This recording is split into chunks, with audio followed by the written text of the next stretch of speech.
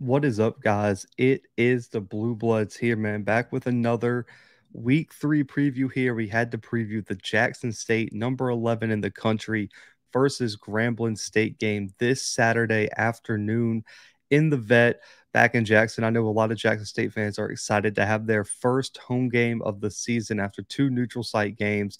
And this is a big one. A lot of people have been looking forward to this one since the offseason with the introduction of Hue Jackson as the new head coach at Grambling State. And there's been a lot of talk on whether he can turn around this Grambling State offense after a really, really brutal season last year on the offensive side of the football. But looking at this matchup, man, since '09, Grambling leads Jackson State 8-2 since 2009. If you're wondering why it was that year I picked, that's as far back as the Jackson State website would let me go. So we're just going to ride with that, man. 8-2 since 2009. Last time these teams played was in the spring of last year. JSU won that matchup 33-28 over Grambling State. Jackson State 2-0 on the year, 1-0 in the SWAC, and right now has the #1 defense in the country at the FCS level in points per game allowed. Only 3 points per game allowed, 6 total points allowed this season against Florida A&M and Tennessee State, while Grambling sits at 1-1, hasn't had a conference game yet. They had a brutal loss to Arkansas State week 1, but rebounded in impressive fashion, a 47-21 win over Northwestern State last weekend in a big out of conference win for the SWAC, man. There's been a lot of talk about out of conference performances. Well, both of these teams picked up big ones last week. Tennessee State being an OVC win for Jackson State, while Northwestern State out of the Southland for Grambling State as they put on an offensive explosion last weekend down in Louisiana. But that's a little bit of background for this matchup going into the weekend. Now, keys to the game for Jackson State after last week, it has to be execution in the red zone. And not even just a red zone, just in Grambling State territory. You have to execute, and when you have a chance to put points on the board. A lot of people has been talking about what that score last week could have been if Jackson State put 7 on the board instead of 3, or instead of having 2 big red zone turnovers and 2 fumbles, one from JD Martin and another from Shane Hooks, and that fourth down stand, regardless if you're arguing whether they were real fumbles or not, or whoever got in the end zone. The fact of the matter is 7 points weren't put up on the board for Jackson State. That's a big thing because it just putting up field goals keeps teams in the game, man. Instead of 21-0, you're looking at 9-0, and Tennessee State had a chance to win that game all the way into the fourth quarter due to Jackson State not executing in the red zone and making crucial mistakes. So the offense has been great, moving the ball up and down the field, put up over 400 total yards last week. But the key is to make sure you put that ball into the end zone and leave the red zone with points, man. There were those 3 drives leaving with 0 points, really took the wind out of the sails of that of this Jackson State team last week and made that game a whole lot closer than it possibly could have been. Now, the keys for the defense is just to make Grambling State one-dimensional. We have not seen Hawkins have to go be that guy at the quarterback spot because week 1, there was a lot of rotation. It was an FBS game. There's not a lot you can really take away from that one. And in week 2, he threw for 3 touchdowns, but he was very, very inefficient in terms of his completion percentage. So if you can put the game on him, it really, really leans toward Jackson State to get out here with a big win. If you allow Maurice Washington, Lamborghini Williams, and those running backs to get loose, it really opens up Hue Jackson in the Grambling State offense. So making them one-dimensional, shutting down the run game, and putting this game on the back of Hawkins at the quarterback spot is a major key for Jackson State in this game. Now, for Grambling State, you have to establish the rushing attack. Devon Starling had about 70 yards rushing last week, which is solid, almost 4 yards per carry. But Tennessee State was not able to establish the rushing attack like they wanted, especially with Draylon Ellis's legs. You have to run the ball if you're Grambling State this weekend, or you stand no chance to win this game. There is 0 chance Grambling State wins this game if they don't run for at least 100 yards on the ground. And that's going to be tough to do with a very, very talented front 7 for Jackson State. But all your major athletes are at the running back spot. Your offensive line has to come to play, And if Grambling State cannot run the football and establish some long drives, give their defense a little bit of rest on the sidelines in between drives, Grambling State is in for a long day in the vet this weekend. And also on the defensive side, you have to play in Jackson State's backfield, whether it's sacks, whether it's tackles for loss, QB pressures, QB hits. Just make plays in the backfield. If you allow Jackson State's offensive line to establish the line of scrimmage and be dynamic in both the run game and also protecting Shador and letting him pick apart your secondary, it's going to be a disastrous weekend for Grambling State. So your defensive line, led by Sundiata Anderson, has to play in Jackson State's backfield, or this can be a very, very long game for Hue Jackson and this Grambling squad. Now, the QB spotlight here. Of course, you have Shador Sanders. This season's completed over 78% of his passes, almost 600 yards, 6 touchdowns, 0 turnovers. He's made a living in the short game. 0 to 9 yards. He's completed almost 90% of those passes for almost 300 yards and a touchdown. The one question I have is against a Grambling State secondary that does have some question marks. Is Shador going to have is he going to be allowed to air this ball out a little bit? I want to see Shador's deep game and how that has developed since last year. They really haven't taken those huge deep shots, man. You know, they've hit a few in that FAMU game, but last week we really didn't see that. You know, he had that one last touchdown to Willie Gaines late in the game, but throughout the game, I want to see Shador work his way to get some of those deep shots off play action, maybe on first or second down, and really test the back end of this Grambling State defense. A majority of Shador's passes has come underneath or in the intermediate game. I want to see if they let him uncork some 20, 30, 40 yards down the field. And that's the question I have. But he's been extremely efficient in the short game. He's made great decisions with the football. And when he has been under pressure, he's been able to make plays with his legs or get out of the pocket and make some plays down the field on the run. So Shador Sanders has looked amazing this year, and I don't expect anything different this weekend. It's up to Grambling State to get in his face and make him look uncomfortable in the pocket and try to somehow get Shador off his game this weekend. Now, Quaterius Hawkins is the quarterback for Grambling this weekend, completed less than 50% of his passes this year, 339 through the air, 3 touchdowns. The biggest questions for me, accuracy and efficiency, are going to be huge this weekend. You cannot come out here and complete less than 57% of your passes. Hawkins is going to have to be more efficient. If he's not, this Grambling offense is going to be severely impacted, and you cannot have any turnovers as well. But I need to see Hawkins be more accurate and more efficient in this offense for Grambling State. He now has 2 games under his belt. He looked solid last weekend at times. He needs to take a step forward, man. This is his 3rd game being QB1 for this squad. He's got to look better than he did at times the first 2 weeks of the season. So those are the keys to the game for Hawkins. And the question I have is, will they use him as a running threat? He has not really been a big running threat this year thus far. He doesn't even have 50 yards rushing for the year, but we know based on his film coming into Grambling, he has the ability to get out of the pocket and make some plays as a real athlete. Will Grambling use some of the things that did work at times for Tennessee State's with the QB powers and allowing Draylon Ellis to get out of the pocket?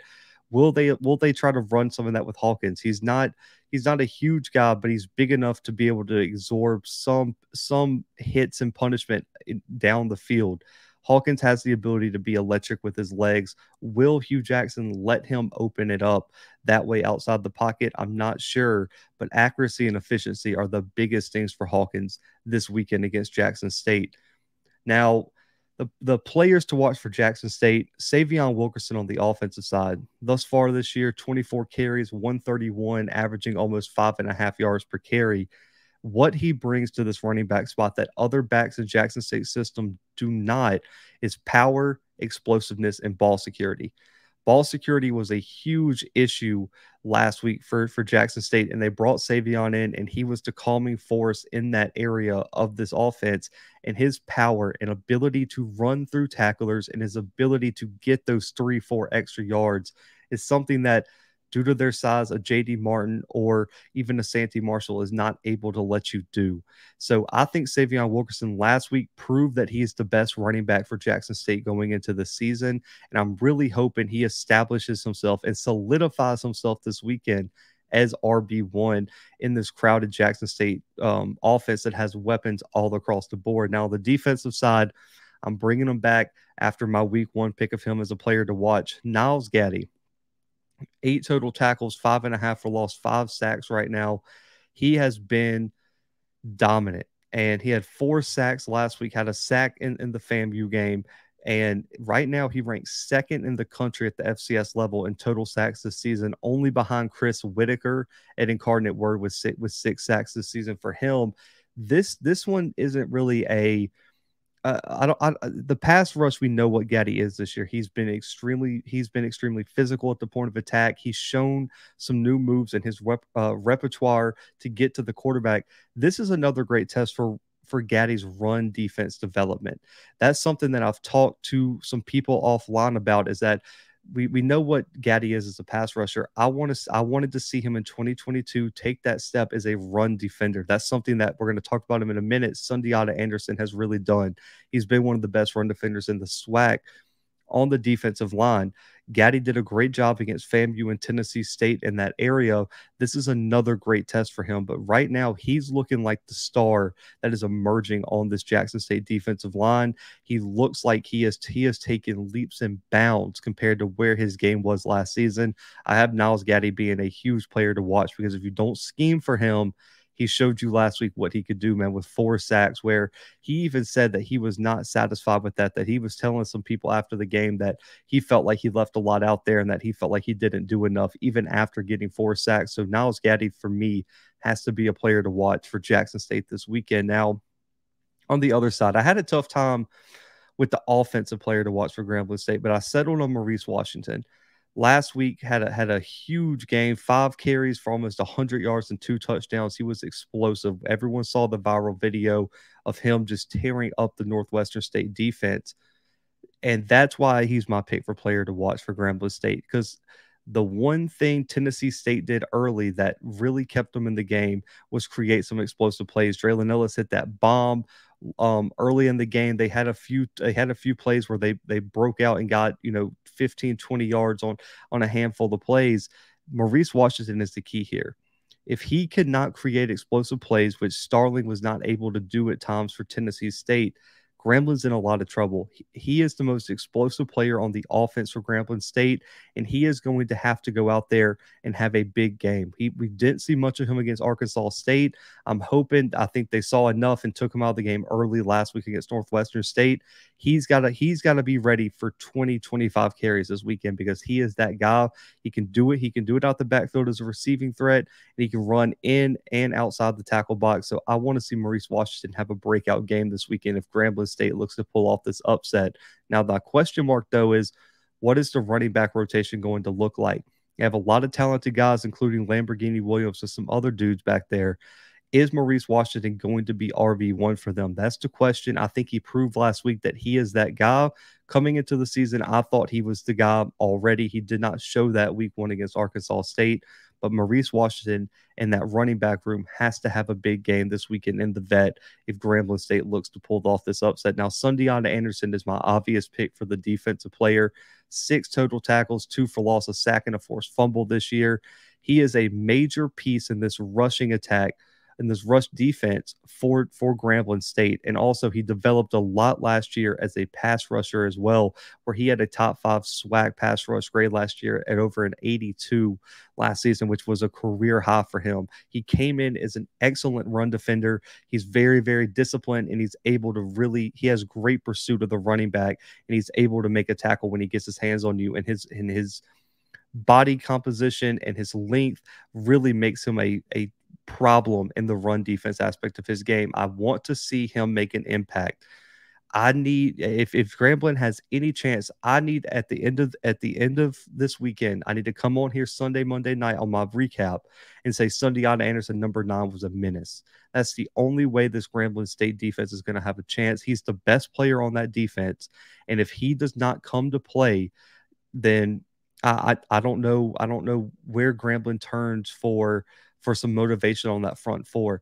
Sundiata Anderson, with the scheme change, was a standout at camp. He's been an all SWAC selection.